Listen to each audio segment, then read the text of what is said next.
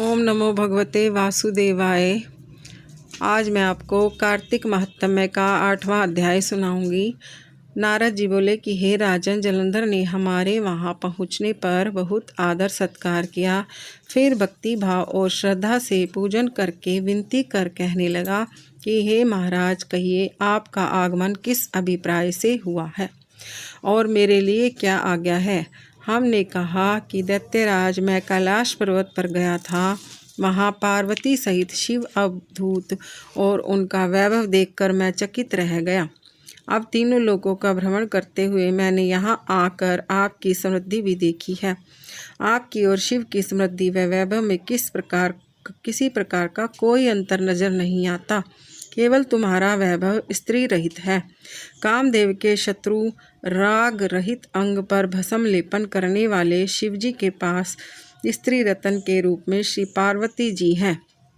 ये माना कि तुम्हारे पास भी अनेक सुंदर स्त्रियां हैं, परंतु उनमें से एक भी ऐसी नहीं है जिसकी तुलना पार्वती जी से की जा सके। अतः आपका स्त्री रहित यह अधूरा वैभव देखकर यही निश्चित हुआ कि शिव के समान सारे ब्रह्मांड में किसी का वैभव नहीं है। उनके पास एकमात्र पार्वती ऐसी स्त्री है जिसको देखकर ब्रह्मा जी ने अनेक अप्सराएं रची, परंतु एक भी पार्वती जी के समान नहीं है। नारद जी बोले कि हे राजा प्रथु, मैं तो केवल इतनी बात कहकर वहाँ से चला आया, परंतु पार्वती जी की अपूर्व सुंदरता की बात सुनकर जलंधर कामदेव के ज्वर से पीड़ित हो गया और उसी समय राहु को बुलाकर कहा कि तुम अभी कैलाश पर्वत पर जाकर शिव को हमारी आज्ञा सुनाओ और कहो कि त्रिलोकी के राजा अति पराक्रमी जलंधर ने आज्ञा दी है कि 3 लोक के नाथ और सब रत्नों के स्वामी के अतिरिक्त शमशानवासी तथा नरमुंडों की माला धारण करने वाले और जटाजूटधारी अवधूत के पास पार्वती जैसी परम सुंदर स्त्री शोभा नहीं देती। तीनों लोकों का स्वामी होने के कारण सभी रत्न मेरे पास होने चाहिए, क्योंकि पार्वती स्त्री रूप रत्न है, अतः वह मेरे पास ही शोभित हो सकती है। दैत्यराज जलंधर की आज्ञा सिरधार राहु उसी समय चंद्रमा के समान उज्ज्वल कैलाश पर्वत पर जा पहुँचा और अपनी भयानक दृष्टि से दैदीप्यमान कैलाश पर्वत को काला कर दिया। तब भगवान शिव के द्वारपाल नंदी द्वारा रोके जाने तथा शिव के सन्मुख उपस्थित किए जाने पर राहु ने दैत्यराज जलंधर की उपरोक्त आज्ञा सुना दी। नारद जी बोले कि हे राजा प्रथु, राहु की यह बात सुनते ही श्री महाशिव की दोनों भ्रकुटियाँ कमान के समान तन गई। तब उनकी भौं में एक से एक अति भयंकर पुरुष उत्पन्न हुआ जो सिंह के समान मुंह वाला था। उसके लाल लाल अग्नि के समान विकराल नेत्र थे और उसके सारे शरीर पर बड़े बड़े बाल खड़े हुए थे। उत्पन्न होते ही वह विकराल भयंकर मुख फैलाकर राहु को खा जाने के लिए आगे बढ़ा तो राहु भयभीत होकर कहने लगा कि हे देवों के देव महादेव जी, एक तो मैं ब्राह्मण हूँ, दूसरे दूत के रूप में आया हूँ, अतः आप कृपा करके मुझे मत मारिए। राहु की यह बात सुनकर भगवान शंकर ने उसको आकाश में फेंक दिया। तब वह भयंकर पुरुष राहु को छोड़कर शिवजी के पास आया और अनन्य विनय करके बोला कि मैं भूखा हूँ, कृपा करके मुझे कुछ खाने को दीजिए। तब शिवजी ने कहा कि तुम अपने हाथ पैरों को खाओ। शिव की आज्ञा पाते ही वह अपने हाथ पैरों सहित सारे धड़ को खा गया। तब केवल मुख ही शेष बचा। तब भगवान शंकर ने प्रसन्न होकर कहा कि तुमने मेरी आज्ञा का पालन किया है, इसलिए तुम्हारा नाम कीर्तिमुख प्रसिद्ध होगा। आज से मैं तुम्हें अपना द्वारपाल नियुक्त करता हूँ। पहले पूजा तुम्हारी होगी, बाद में हमारी। तुम्हारी पूजा के बिना हमारी पूजा निष्फल ही रहेगी। उधर राहु आकाश से बर्बर देश में जाकर गिरा। राहु की ऐसी दशा सुनकर जलंधर अत्यंत क्रोधित हुआ और दैत्यों की 1 करोड़ सेना लेकर अपने पुर से ज्यों ही बाहर निकला, सामने से 1 आँख वाले शुक्राचार्य और अंग भंग राहु को आते देखा। इसके अतिरिक्त और भी अनेकानेक अपशकुन हुए, परंतु यह देखकर भी वह रुका नहीं। तब वह अपार दैत्य सेना और सारे आकाश में दल बादल की भांति छा गई। तब देवताओं ने दैत्यराज जलंधर को अपार सेना सहित कैलाश पर चढ़ाई करते देखा तो चुपचाप इसकी सूचना शिवजी को दी। खबर पाते ही शिवजी महाराज ने जो ही विष्णु भगवान का स्मरण किया, वे तत्काल स्मरण करते ही उपस्थित हो गए। तब शिवजी ने कहा कि भगवान, आपने देवताओं को पीड़ा देने वाले इस महादैत्य को क्यों नहीं मारा? इतना ही नहीं, आप स्वयं श्री लक्ष्मी सहित उसके घर में विराजमान हो गए। आखिर इसका क्या कारण है?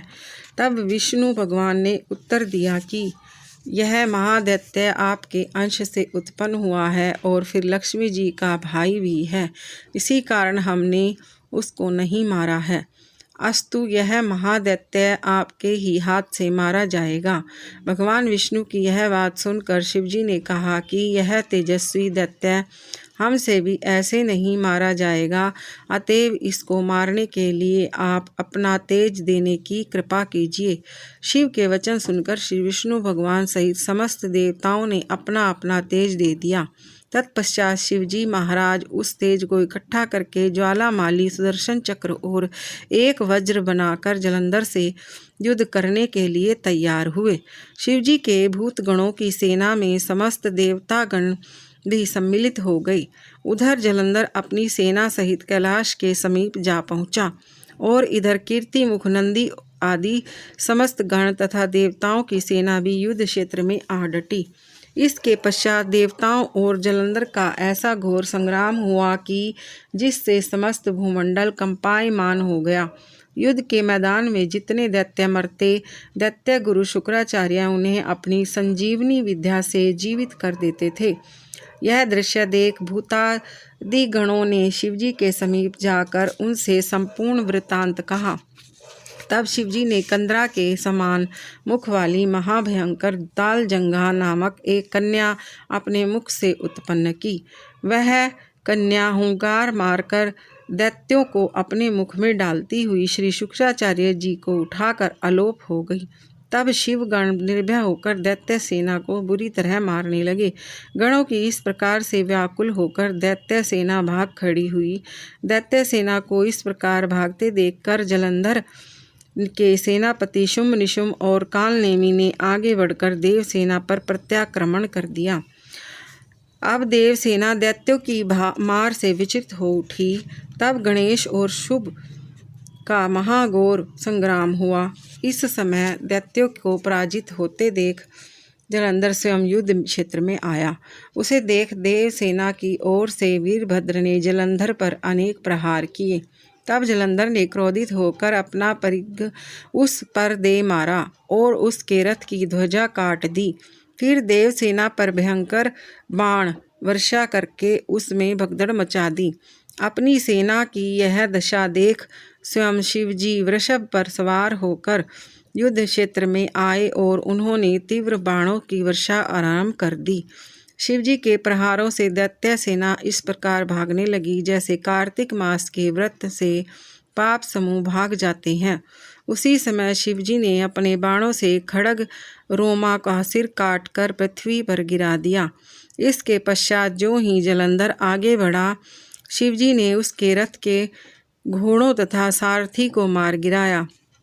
तब जलंधर खड्ग हाथ में लेकर पैदल ही शिवजी की ओर दौड़ा। शिवजी ने तत्क्षण आगे बढ़कर एक मुक्का उसकी छाती में मारा, जिससे दैत्य विह्वल हो उठा। इस प्रकार जब जलंधर ने देखा कि शिव अजय है, तो उसने गंधर्व माया रची। गंधर्व तथा अप्सराएं युद्ध क्षेत्र में नृत्य और गायन करने लगी।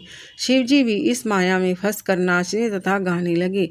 शिवजी को इस माया में फंसा देखकर जलंधर महादेव जी का रूप धारण कर पार्वती जी के पास गया और उनका सुंदर रूप देखकर कामांध हो गया। पार्वती जी शिवजी को आया देखकर खड़ी हो गई, परंतु तुरंत ही इस राक्षसी माया को समझकर वहां से अंतर्ध्यान हो गई। तब निराश जलंधर पुनः युद्ध क्षेत्र में आ गया। उधर जलंधर के चले जाने पर पार्वती जी ने ज्यों ही भगवान विष्णु का स्मरण किया, वे तत्काल उपस्थित हो गए और उन्होंने जलंधर के शीघ्र मारे जाने का आश्वासन दिया। फिर विचारने लगे कि जलंधर ने स्वयं ही अपनी मृत्यु का रास्ता बता दिया है। यह दुष्ट वृंदा के पतिव्रत धर्म के कारण ही नहीं मर रहा है। अतएव देवताओं तथा अपने भक्तों की रक्षा करने के लिए हमको ही वृंदा का धर्म से डिगाने का घोर कर्म करना पड़ेगा, क्योंकि ऐसा किए बिना यह दुष्ट नहीं मरेगा।